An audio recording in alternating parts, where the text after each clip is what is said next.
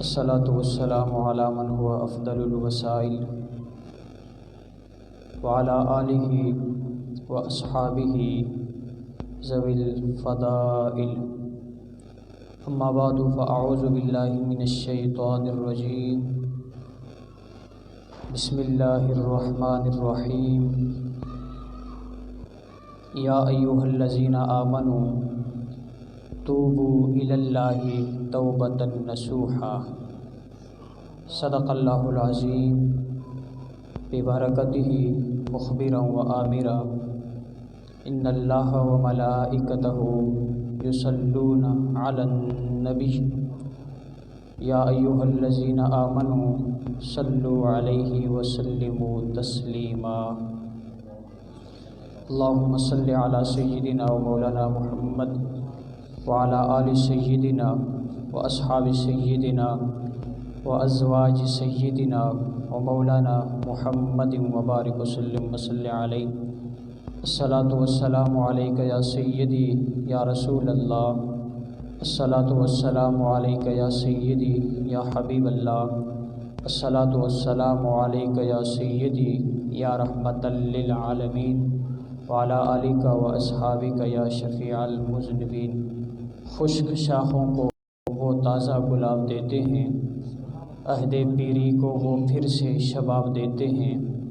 پڑھ لے درود غفلت نہ کر خدا کی قسم، وہ آج بھی تیرے سلام کا جواب دیتے ہیں.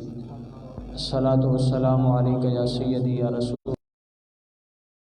الصلاۃ والسلام علیک یا سیدی یا رحمت للعالمین وعلی آلک واصحابک یا سیدی یا خاتم المعصومین. مولایا صلی وسلم دائما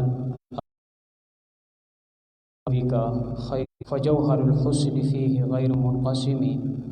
رب صلی وسلم دائما ابدا علی حبیبک خیر الخلق کلہم.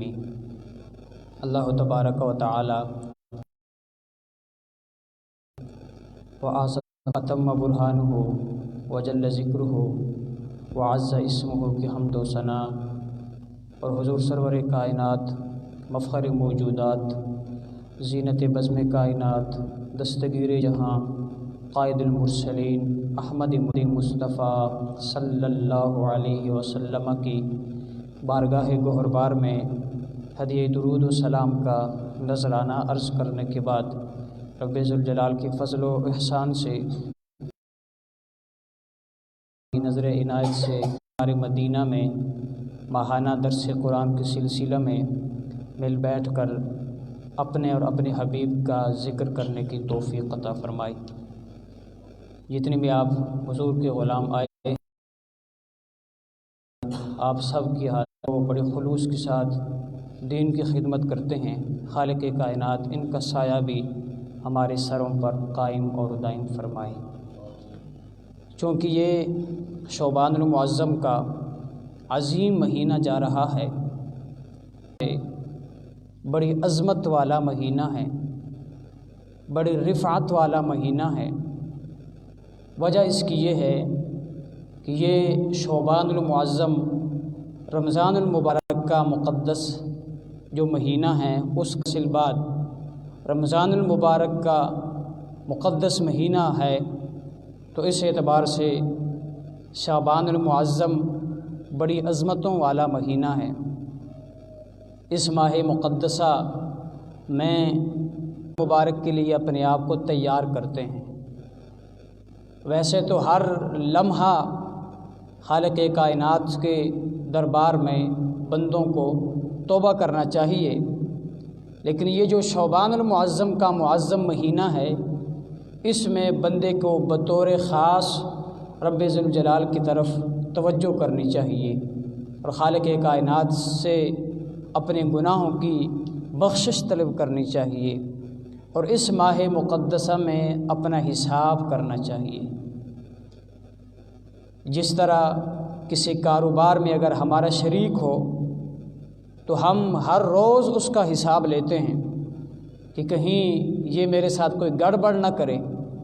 تو یہ شیطان جو ہمارا دشمن ہے اور ازلی دشمن ہے، اور جس نے نقصان کرنا ہی ہمارا کرنا ہے، اس میں کوئی شک نہیں۔ ہمیں اپنے اس دشمن کے ساتھ بھی حساب کرنا چاہیے، اپنے اعمال کا ہمیں محاسبہ کرنا چاہیے کہ آیا شب و روز کے جو ہمارے اعمال ہیں وہ کہیں ہماری برائیاں ہمیں جہنم کی طرف لے کر تو نہیں جا رہی۔ اس ماہ مقدسہ میں ایک رات آتی ہے جس رات کے بارے میں باقاعدہ احادیث پاک میں ابواب باندھے گئے ہیں، اور وہ رات ہے 15 شعبان المعظم کی رات، وہ بھی اسی ماہ مقدسہ میں آنے والی ہے، اور وہ رات بڑی عظیم رات ہے۔ حضرت غوث پاک رضی اللہ تعالیٰ عنہ فرماتے ہیں، فرمایا شعبان المعظم کی جو 15ویں رات آتی ہے اس میں کئی لوگوں کی قبریں کھود دی جاتی ہیں۔ مطلب یہ ہے کہ آئندہ شعبان تک انہوں نے نہیں رہنا ہوتا ہے، اس دنیا سے انہوں نے چلے جانا ہوتا ہے۔ کئی لوگ ایسے ہوتے ہیں جن کے قبریں تیار کی جاتی ہیں لیکن وہ غافل ہوتے ہیں، انہیں پتہ ہی نہیں ہوتا ہے۔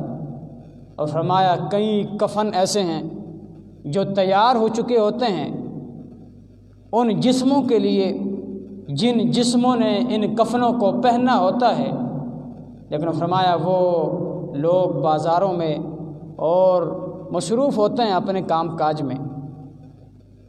ہمارے آقا علیہ الصلوۃ والسلام نے ارشاد فرمایا جب شعبان المعظم کی 15ویں رات آتی ہے، نصف شعبان کی جب رات آتی ہے، فرمایا خالق کائنات اپنے انوار و تجلیات کے ساتھ آسمان دنیا پہ تشریف لے آتا ہے۔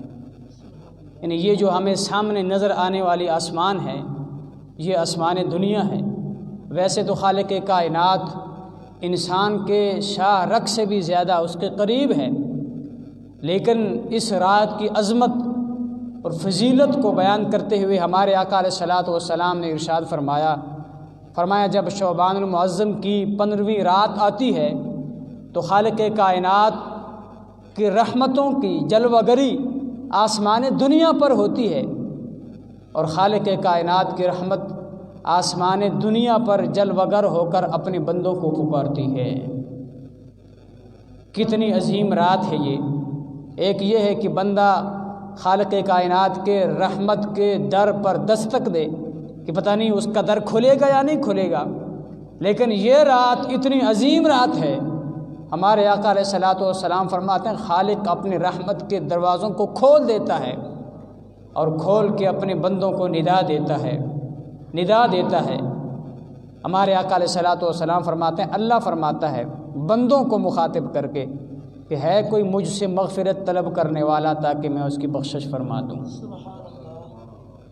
ہے کوئی مجھ سے رزق طلب کرنے والا کہ میں اسے رزق عطا فرماؤں، ہے کوئی مصیبت میں گرفتار کہ وہ مجھ سے عافیت مانگے میں اسے عافیت بخشوں۔ کتنی بڑی رات ہے کہ خالق کائنات کی رحمت بندوں کو پکار کر کہتی ہے کہ مجھ سے مغفرت طلب کرو میں تمہیں بخش دوں گا، مجھ سے رزق طلب کرو میں تمہیں رزق کی فراوانی عطا کروں گا، اور جس قسم کے مصیبت میں بھی تم گرفتار ہو اس رات مجھ سے دعا مانگوں میں تمہاری ہر دعاؤں کو قبول فرماؤں گا۔ انسان جب اس دنیا میں رہتا ہے سب سے پہلے اس کی خواہش یہ ہوتی ہے کہ خالق کائنات اس کی بخشش فرمائے، تو اس رات میں سب سے پہلا اعلان ہی بخشش کا ہوتا ہے خالق کائنات کی طرف سے۔ پھر انسان یہ چاہتا ہے کہ میں اس دنیا میں جب زندگی بسر کر رہا ہوں تو مجھے تنگ دستی نہ ہو، میں خوشحالی کے ساتھ زندگی بسر کروں۔ ہمارے آقا علیہ الصلوۃ والسلام فرماتے ہیں جو خوشحالی کا طالب ہو، خوشحال زندگی بسر کرنا چاہتا ہو، ایک رات شعبان المعظم کی اگر اپنی زندگی میں اسے میسر ہے، اس رات میں خالق کائنات سے وہ مانگیں، خالق کائنات ہر طرح کی اس پر انعامات نازل فرمائے گا۔ یہ رات جو اس ماہ مقدسہ میں آنے والی رات ہے، بڑی عظیم رات ہے، بڑی اعلیٰ رات ہے۔ ہمارے آقا علیہ الصلوۃ والسلام نے ارشاد فرمایا کتنی یہ عظیم رات ہے، اس کی کتنی عظمت ہے، اور جو اس رات میں خالق کائنات سے مانگتا ہے اللہ اسے کتنا نواز دیتا ہے۔ ہمارے آقا علیہ الصلوۃ والسلام نے ارشاد فرمایا اس رات اللہ رب العزت بنی کلب کے بکریوں کے بالوں سے زیادہ اپنے بندوں کی بخشش فرماتا ہے۔ بنی کلب کی جو بکریاں تھیں وہ بہت کثیر تھی، تو اس کثرت کی وجہ سے نبی علیہ الصلوۃ والسلام فرماتے ہیں کہ خالق کائنات بنی کلب کی جو بکریاں ہیں ان پر اتنے بال نہیں جتنے خالق کائنات اس رات میں اپنے بندوں کو جہنم سے آزاد کر کے جنت عطا فرماتا ہے۔ لیکن یہ رات بڑی عظیم رات ہے، بڑی اعلیٰ رات ہے، لیکن ہمارے آقا علیہ الصلوۃ والسلام فرماتے ہیں کہ کچھ لوگوں کی اس رات بھی بخشش نہیں ہوتی۔ آج ہم نے اپنے حساب لگانا ہے کہ کہیں ایسا تو نہیں ہے کہ ہمارا نام بھی ان لوگوں کی لسٹ میں ہے جن کی بخشش اس رات بھی نہیں ہوتی، کہ جس رات سرکار فرماتے ہیں بنو کلب کے بالوں سے زیادہ خالق کائنات اپنے بندوں کو جہنم سے آزاد کر کے جنت عطا فرماتا ہے۔ لیکن حضور نے بتایا ہے ہمیں کہ کچھ لوگوں کی اس رات بھی بخشش نہیں ہوتی، اور یہ صدقہ ہے آمنہ، یہ صدقہ میں بتانے والا کوئی نہ ہوتا، ہماری رہنمائی کرنے والا کوئی نہ ہوتا، اور قیامت کے دن ہمیں پتہ چلتا کہ اس رات کی تو اتنی عظمت ہے، پھر ہم پچھتاتے کہ شاید ہمیں کوئی بتاتا، پھر ہم اس رات کا اہتمام کرتے ان مقدس کہ کتنی فضیلت ہے ان راتوں کی، اور کیا شان خالق کائنات نے ان راتوں میں رکھی ہے۔ ہمارے آقا علیہ الصلوۃ والسلام فرماتے ہیں اس رات میں خالق کائنات سے جو مانگتا ہے خالق کائنات اسے عطا فرمایا۔ شخص جو اللہ کے ساتھ شرک کرتا ہے، جو اللہ کا شریک ٹھہراتا ہے، مشرک کی اس رات بخشش نہیں ہوتی۔ اور دوسرا ہمارے آقا علیہ الصلوۃ والسلام فرماتے ہیں اس رات میں اس بندے کی بھی بخشش نہیں ہوتی جس کی دل کھوٹ ہوتی۔ اتنی بڑی بیماری ہے کہ نبی علیہ الصلوۃ والسلام نے شرک کے ساتھ اس کا تذکرہ کیا، فرمایا ایک مشرک اس رات نہیں بخشا جاتا، اور دوسرا وہ بندہ جس کے دل میں اپنے مسلمان بھائی کا حسد ہو۔ خالق اس رات کے آنے سے پہلے ہی ہمیں اپنے دل کی صفائی کرنی چاہیے، دیکھنا چاہیے کہیں ہمارے دل میں اپنے مسلمان بھائی کا حسد تو نہیں ہے، کہیں ہمارے دل میں اپنے بھائی کے متعلق ایسی سوچ تو نہیں ہے جو سوچ کر جائے۔ ایک ہوتا ہے حسد اور ایک غیبتہ ہوتا ہے۔ حسد سے روکا گیا، حسد یہ ہے کہ بندہ یہ چاہے کہ فلاں بندے کو جو عزت دی گئی ہے یا فلاں بندے کو جو مال دیا گیا ہے وہ مال اس سے چھن جائے۔ یہ ارشاد فرمایا کہ یہ تمہارے گناہوں کو اس طرح ختم کر دیتا ہے جس طرح خشک لکڑی آگ جب اس کو لگتی ہے تو وہ آگ خشک لکڑی کو ختم کر دیتی ہے۔ دوسرا ہے غیبتہ۔ غیبتہ جائز ہے، غیبتے کا مطلب یہ غیبتہ ہے اور یہ جائز ہے، لیکن حسد یہ ہے کہ بندہ اپنے دل میں اپنے مسلمان بھائی سے جلن رکھے اور یہ کہے کہ وہ جو نعمت اسے دی گئی ہے وہ نعمت اس سے چھن جائے اور وہ نعمت مجھے ملے۔ اس رات خالق کائنات اس کی بخشش نہیں فرماتا ہے۔ اب ہمیں سوچنا چاہیے ہمارے دل میں اگر ایک عام مسلمان کی حسد ہوگی اس رات ہماری بخشش نہیں ہوگی۔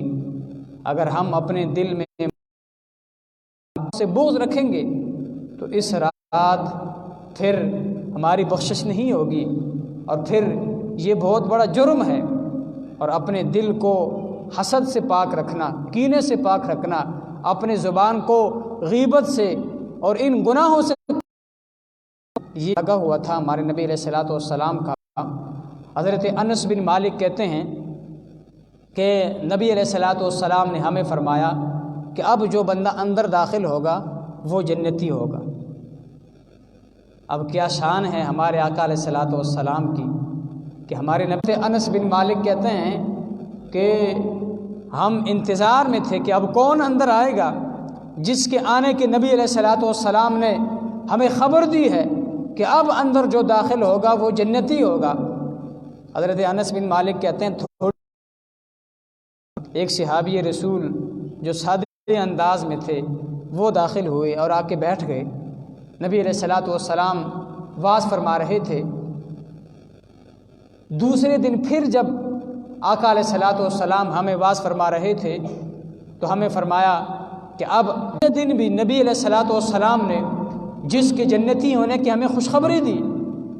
صحابہ کہتے ہیں جب تیسری دن مجلس لگی نبی علیہ الصلوۃ والسلام نے فرمایا اب جو بندہ اندر داخل ہوگا وہ جنتی ہے۔ حضرت انس بن مالک کہتے ہیں ہم نے دیکھا وہی پہلے دن والا بندہ پھر داخل ہوا اور آ کے سرکار کے بزم میں بیٹھا، چونکہ وہ زمانہ تھا نیکیوں میں آگے بڑھنے کا۔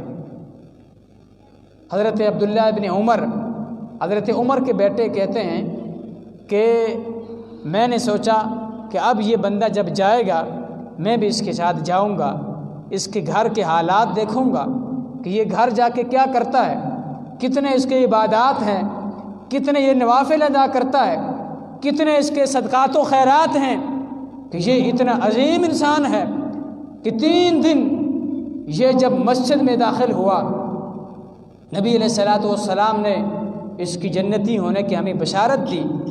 حضرت عبداللہ بن عمر کہتے ہیں جب وہ بندہ جانے لگا تو میں نے ایک بہانہ ڈھونڈا اور میں نے کہا کہ مجھے میرے ابا جی نے گھر سے میں آپ کے ساتھ رہنا چاہتا ہوں، آپ کے ساتھ جانا چاہتا ہوں۔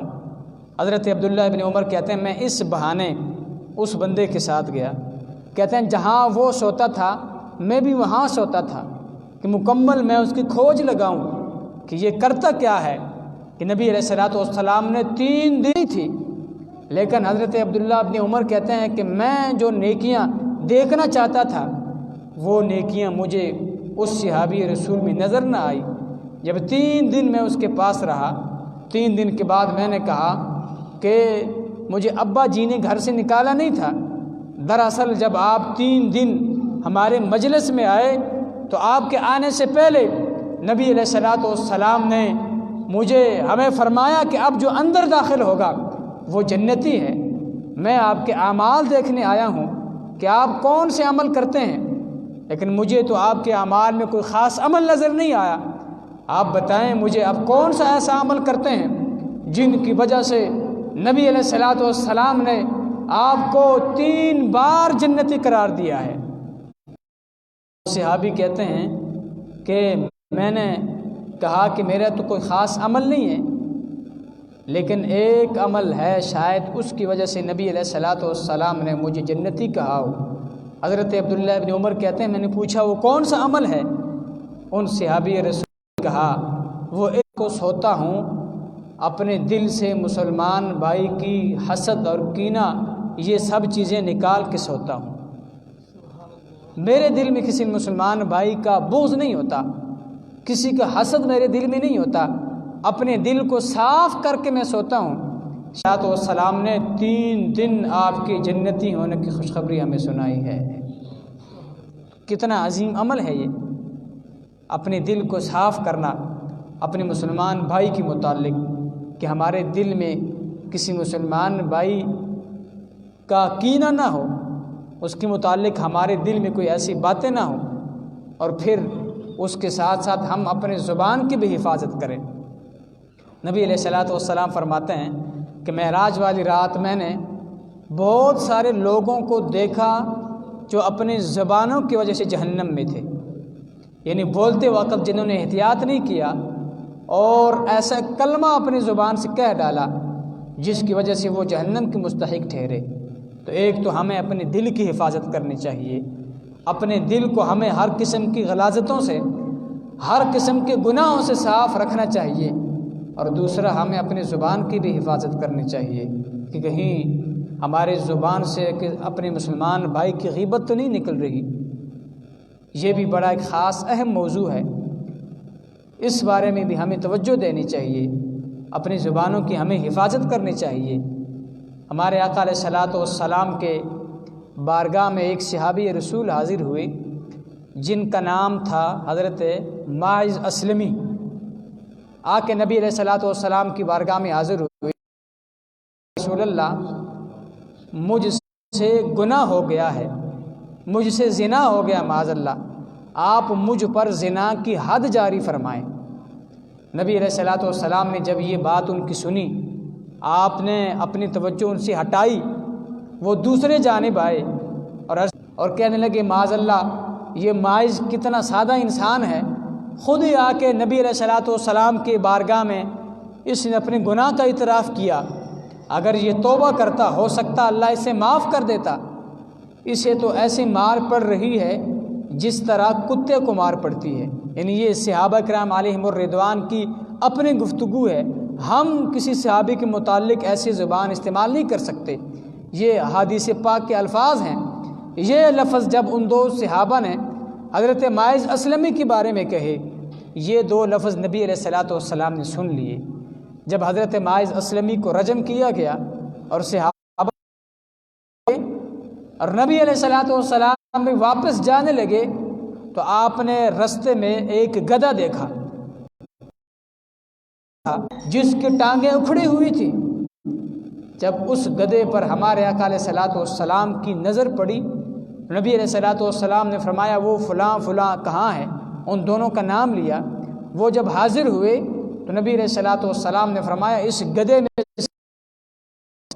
وہ اور اس سے بدبو آ رہی ہے، اور آپ ہمیں پوری زندگی حلال کھانے کا حکم دیتے ہیں اور یہ ایک حرام جانور ہے، آپ کیسے ہمیں اس حرام جانور کے کھانے کا حکم دے رہے ہیں؟ تو ہمارے آقا علیہ الصلاۃ والسلام نے فرمایا ابھی تم اپنی بائی کبھی بات ہے۔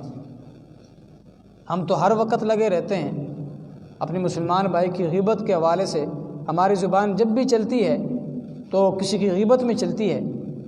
صحابہ کرام علیہم الرضوان نے نبی علیہ الصلاۃ والسلام سے پوچھا یا رسول اللہ بس اوقات ہم اپنے مسلمان بھائی کے متعلق جو بات کہتے ہیں وہ بات اس میں موجود ہوتی ہے، مثال کے طور پر ہم اس کے کسی عیب کا جب تذکرہ کرتے ہیں تو وہ عیب اس میں موجود ہوتا ہے، ہم اس کا تذکرہ کرتے ہیں وہ گناہ اس میں موجود ہوتا ہے۔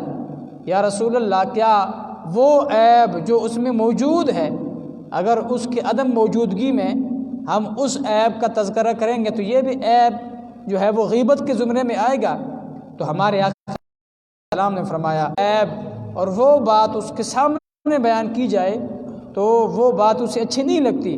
فرمایا اگرچہ وہ بات اس میں موجود ہے، ایسی بات بھی اگر تم اس کے غیر موجودگی میں کرو گے تو یہ غیبت کے زمرے میں آئے گی۔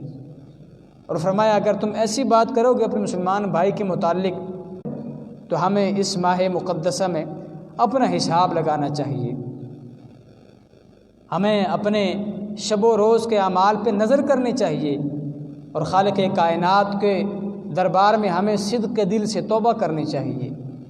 یہ توبہ نبی علیہ الصلاۃ والسلام کے غلاموں کے پاس ایک ایسا ہتھیار ہے کہ زندگی کے کسی بھی موڑ میں اگر بندہ گناہوں سے رجوع کر کے ہے تو خالق کائنات سچی توبہ کے ذریعے بندے کے سارے گناہ معاف فرما دیتا ہے۔ اللہ یہ نہیں فرماتا کہ یہ 80 سال میرے نافرمان رہا، 100 سال یہ مسجد میں نہ آتا رہا، اب اس کی کمر جھک گئی ہے۔ نہیں، بندہ زندگی کے جس عمر میں بھی اپنے خالق کی طرف اپنے اس بچے کو پیچھے کر دیتی، کہیں اسے تپش نہ لگ جائے۔ یہ منظر جب نبی علیہ الصلاۃ والسلام نے دیکھا، صحابہ سے پوچھا، فرمایا صحابہ بتاؤ یہ عورت اس کو اپنے بچے سے کتنی محبت ہے، جب یہ پھونک مارتی ہے اپنے بیٹے کو پیچھے کر دیتی ہے، کہیں اسے تپش نہ لگ جائے۔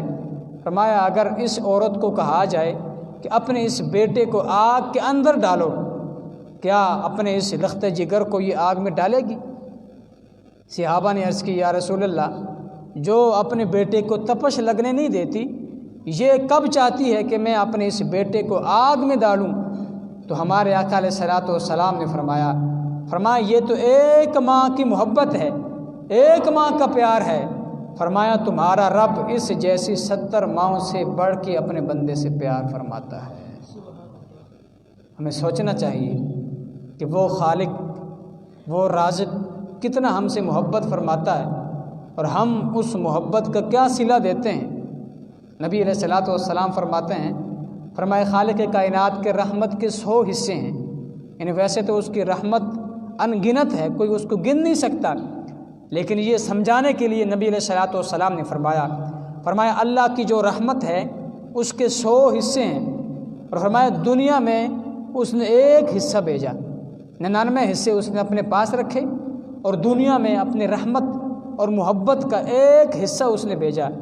فرمایا اس ایک حصے کی برکت ہے، یہ جتنے بھی محبت کے رشتے ہیں، باپ کو بیٹے سے محبت ہے، ماں کو بیٹے سے محبت ہے، بھائی کو اپنے بھائی سے محبت ہے، فرمایا یہ خالق کائنات کی اس ایک رحمت کے جو حصہ ہے اس کی برکت سے ہے۔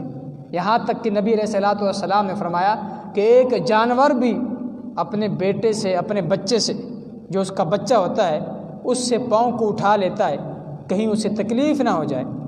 فرمایا یہ خالق کائنات کی جو 100 رحمتیں ہیں یہ تو اس ایک رحمت کی برکت ہے۔ فرمایا جب قیامت کا دن ہوگا خالق کائنات وہ ایک رحمت بھی لے لے گا اور 100 رحمتوں کے ساتھ اپنے بندے پر توجہ فرمائے گا۔ اگر ایک رحمت کا یہ عالم ہے تو پھر 100 رحمتوں کا عالم کیا ہوگا؟ ہمیں اپنی زندگی کی شب و روز کو دیکھنا چاہیے اور آج ہی ہمیں صدق کے دل سے توبہ کرنا چاہیے۔ جن گناہوں میں ہم مبتلا ہیں شب و روز، ان گناہوں سے ہمیں باز آنا چاہیے۔ کسی بھی وقت موت کا فرشتہ ہمارے پاس آ سکتا ہے۔ اللہ فرماتا ہے اذا جاء اجلہم، جب موت کا وقت آتا ہے تو پھر ایک لمحہ نہ اس وقت کو آگے کیا جاتا ہے اور ایک لمحہ نہ اس وقت کو پیچھے کیا جاتا ہے۔ مقرر وقت جب آتا ہے تو پھر وہ فرشتہ جو روح نکالنے پر مامور ہے وہ بندے کی روح کو نکال دیتا ہے۔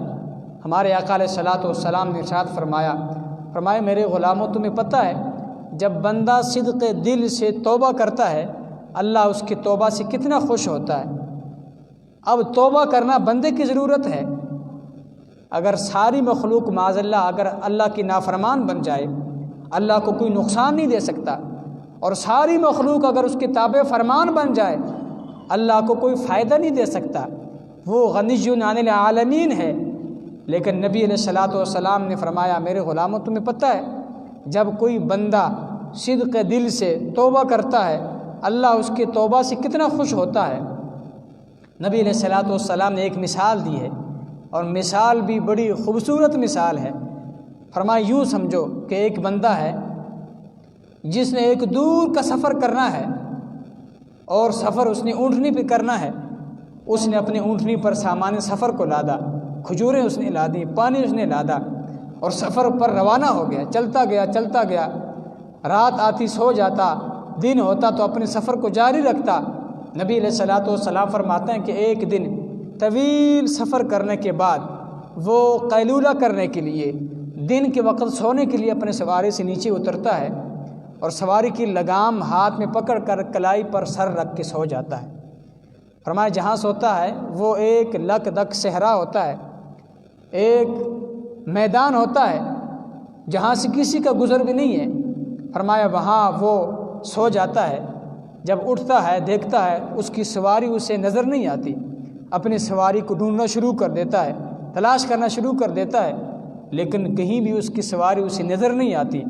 حضور فرماتے ہیں اتنا اپنی سواری کو وہ تلاش کرتا ہے کہ اسے شدید قسم کی پیاس لگ جاتی ہے، اسے شدید قسم کی بھوک لگ جاتی ہے اور وہ بندہ اپنی زندگی سے اس صحرا میں نا امید ہو جاتا ہے، اپنی زندگی سے نا امید ہو جاتا ہے اور وہ یہ سمجھتا ہے کہ اب چند ہی لمحات ہے، بس اب میں پیاس کی وجہ سے مر جاؤں گا، چند ہی لمحات اب میری زندگی کی ہیں۔ نبی علیہ الصلوۃ والسلام فرماتے ہیں اس مایوسی کے عالم میں وہ بندہ جہاں وہ سویا تھا وہاں آ کر لیٹ جاتا ہے کہ جب میری جسم سے روح نکلے گی اور کسی زمانے سے یہاں کسی کا گزر ہوگا میری ہڈیاں اٹھا کے دفن کر دے گا۔ نبی علیہ الصلوۃ والسلام فرماتے ہیں جہاں وہ سویا تھا وہاں آ کر وہ لیٹ جاتا ہے، لیکن شدت پیاس کے مارے اسے سکون نہیں آتا، تھوڑی دیر کے بعد زمین پر وہ سر رکھتا ہے، جب تھوڑی دیر کے بعد اپنا سر اٹھاتا ہے تو وہ اونٹنی اس کے پاس موجود ہوتی ہے۔ وہ فوراً اٹھتا ہے، وہاں سے پانی لیتا ہے، وہاں سے کھجوریں لیتا ہے اور پھر اپنے سفر پر روانہ ہو جاتا ہے۔ نبی علیہ الصلوۃ والسلام نے یہ مثال دے کے اپنے صحابہ سے پوچھا، فرمایا میرے غلاموں بتاؤ اس بندے کو جب اپنی اونٹنی ملی ہوگی وہ کتنا خوش ہوا ہوگا؟ صحابہ نے عرض کی یا رسول اللہ ہم اس کی خوشی کو الفاظ میں بیان نہیں کر سکتے، یقیناً جو بندہ مرنے کے لیے تیار ہو گیا تھا جب اسے اونٹنی ملی ہوگی وہ بہت خوش ہوا ہوگا۔ تو ہمارے آقا علیہ الصلوۃ والسلام نے فرمایا میرے غلاموں وہ اونٹنی کا مالک اونٹنی کے مل جانے پر اتنا خوش نہیں ہوتا جتنا اللہ بندے کے توبہ کرنے پر اس سے خوش ہوتا ہے۔ توبہ اپنی ضرورت ہے بندے کی۔ فرمایا ایک لک دک صحرا میں اس کی اونٹنی جب غائب ہو جائے اور مرنے کے لیے تیار ہو جائے اور پھر اچانک اسے اونٹنی مل جائے، فرمایا اس اونٹنی کی مل جانے پر اتنا وہ بندہ خوش نہیں ہوتا جتنا جب خالق کائنات کے در پہ کوئی آتا ہے، گناہوں کو چھوڑ کے خالق کی طرف متوجہ ہوتا ہے، تو فرمایا اس بندے سے بڑھ کر خالق کائنات اس بندے پر خوش ہوتا ہے۔ ہمیں سوچنا چاہیے۔ حضور علیہ الصلوۃ والسلام فرماتے ہیں کہ حدیث قدسی ہے، اللہ فرماتا ہے کہ بندہ جب ایک بالشت میری طرف آتا ہے، گناہ چھوڑ کر ایک بالشت آنے کی کوشش کرتا ہے، فرمایا میں ایک بالشت نہیں بلکہ ایک ہاتھ اس کی طرف آگے بڑھتا ہوں، آگے بڑھ کر میری رحمت اس کا استقبال کرتی ہے۔ اور فرمایا جو بندہ پیدل میری طرف چل کے آتا ہے، اللہ فرماتا ہے میں دوڑ کے اس کی طرف جاتا ہوں، میری رحمت دوڑ کے اس کا استقبال کرتی ہے۔ ہمارے ہاں کسی نے اگر کسی کا قرضہ دینا ہو تو مقروض کو جب قرض خواہ نظر آتا ہے تو اس سے بھاگنے کی کوشش کرتا ہے، اس سے چھپنے کی کوشش کرتا ہے کہ کہیں اگر اس سے میری ملاقات ہو گئی تو اب میرے اوپر جو اس کا قرض ہے اس قرض کا یہ مطالبہ کرنا کر بیٹھے۔ اب ہم اللہ کے کتنے مقروض ہیں، میں سوچے دن رات کتنے ہم اللہ کے مقروض ہیں، لیکن پھر بھی اللہ فرماتے ففروا الی اللہ، میری طرف بھاگ کے آؤ، میری طرف آؤ، تم اللہ کی طرف آؤ، اللہ سے بھاگو نا، اللہ کی طرف آؤ۔ حضور علیہ الصلوۃ والسلام سے پوچھا گیا یا رسول اللہ اس توبہ کی مہلت بندے کے پاس کب تک رہتی ہے؟ یعنی زندگی کے کس موڑ پہ بندہ اگر توبہ کرے تو اللہ اس کے توبہ قبول کر دیتا ہے اس کے توبہ کو، اور زندگی کا کون سا مخصوص ایسا حصہ ہے کہ اگر اس میں توبہ کرے تو پھر اس کے توبہ کا کوئی اعتبار نہ ہو؟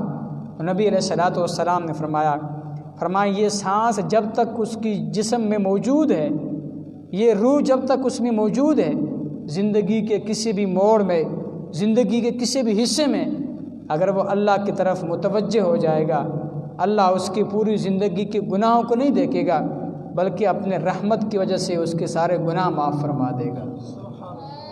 تو ہمیں اپنے خالق کی طرف توجہ کرنی چاہیے۔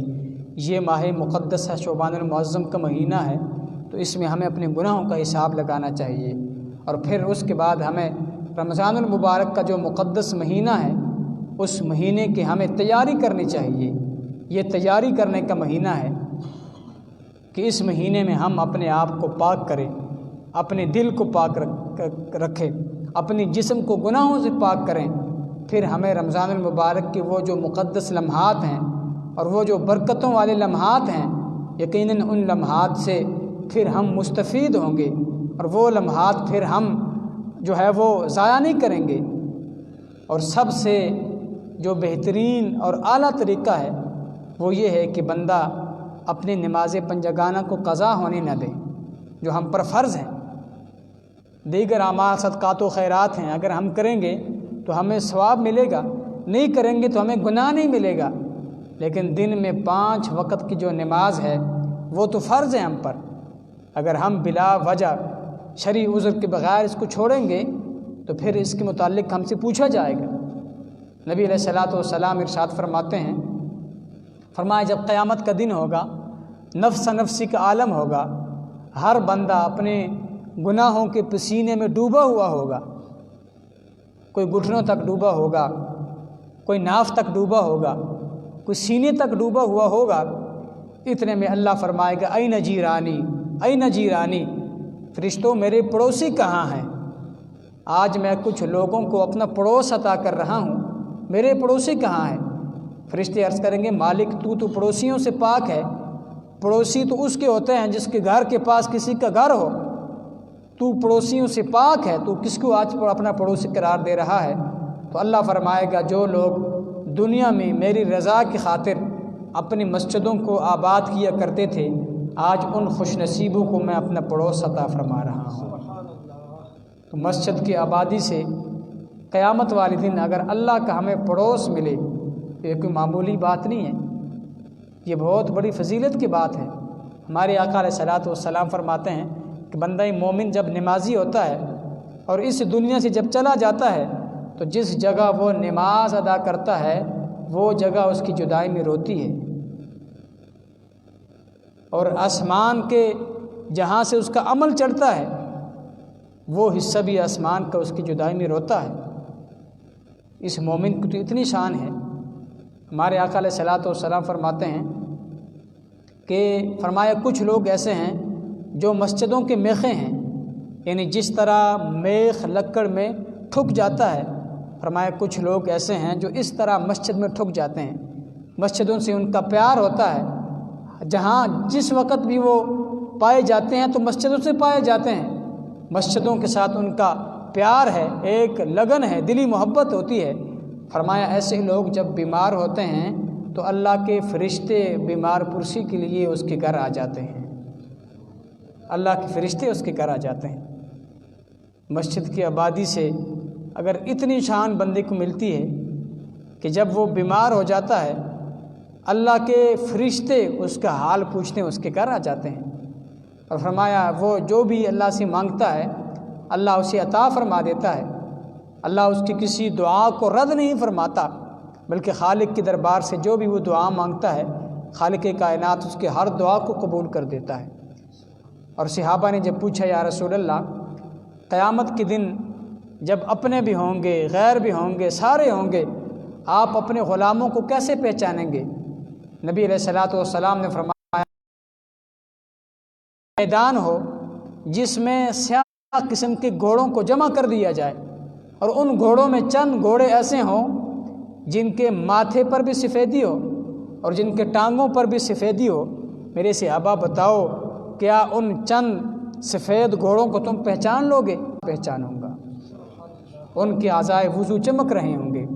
تو خالق کائنات سے دعا ہے کہ رب العزت ہمیں اپنی اصلاح کرنے کی توفیق عطا فرمائے۔ اس ماہ مقدسہ